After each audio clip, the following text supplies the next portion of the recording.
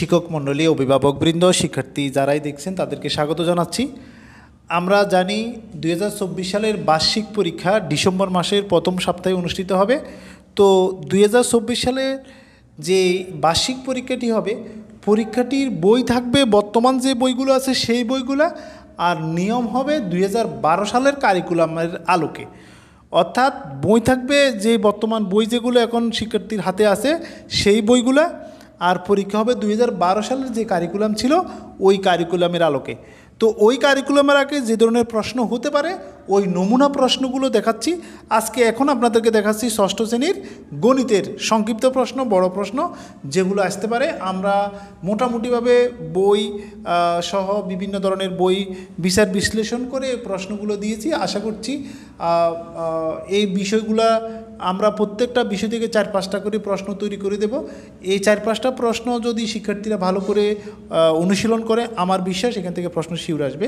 তো আপনারা দেখতে পাচ্ছেন প্রথমে লেখা আছে জিওগ্রাফি, জিওমেট্রিকে বাংলায় কি বলা হয়, এটা সংক্ষিপ্ত উত্তর। ফুটবল তল কেমন, গণকের তল কয়টি, ত্রিভুজের মধ্যমা কাকে বলে, তারপর হচ্ছে আয়তকার ঘনবস্তুর আয়তন নির্ণয়ের সূত্র, গড় নির্ণয়ের সূত্র, চিত্রের মাধ্যমে তথ্যের প্রদর্শন, তারপর হচ্ছে যা সময়ের সাথে সাথে ক্রমাগত পরিবর্তন হয় তাকে কি বলে, কোনো উপাত্তের সংখ্যাসমূহের গড় হচ্ছে 50 উপাত্ত যদি হয়, তারপর হচ্ছে সংখ্যা 50 হলে উপাত্তের সমষ্টি কত হবে, রেখাচিত্র কাকে বলে, তারপর হচ্ছে প্রচুরক কি সর্বদা পাওয়া যায়, গড় কিভাবে নির্ণয় করা হয়। অর্থাৎ এভাবে কিছু প্রশ্ন ইম্পর্টেন্ট দিকে আপনাদের সামনে তুলে ধরলাম।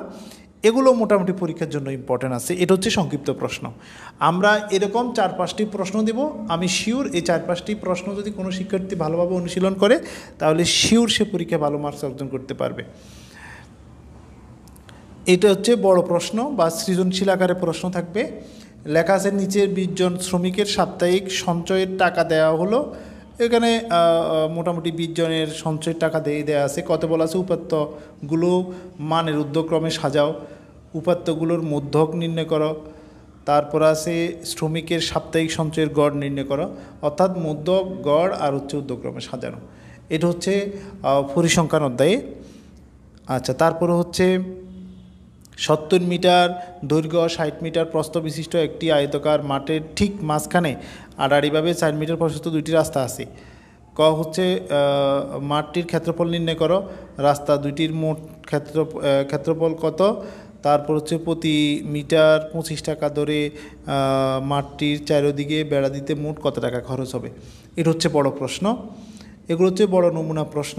আরেকটি প্রশ্ন হচ্ছে আয়তকার একটি জমির দৈর্ঘ্য প্রস্থের 3 গুণ, জমিটির পরিসীমা 24 হলে জমিটির ঠিক মাঝ বরাবর আড়াআড়িভাবে 1 মিটার চওড়া রাস্তা আছে, তাহলে তল বলতে কি বুঝো, আয়তকার জমিটির ক্ষেত্রফল নির্ণয় করো, রাস্তা দুইটির মোট ক্ষেত্রফল নির্ণয় করো। অর্থাৎ আমরা আপনাদেরকে এই প্রশ্নের মাধ্যমে বোঝানোর চেষ্টা করছি। এটা সংক্ষিপ্ত প্রশ্ন, সৃজনশীল আসবে এবং বড় প্রশ্ন আসবে। আমরা এই জন্য কিছু নমুনা প্রশ্ন আপনাদেরকে এই একটা দিলাম, এভাবে কয়েকটি নমুনা প্রশ্ন দিব এবং প্রত্যেকটি অধ্যায়ের 6 থেকে 9 পর্যন্ত প্রত্যেকটি বিষয়ের এভাবে 4-5টা করে প্রশ্ন দিব।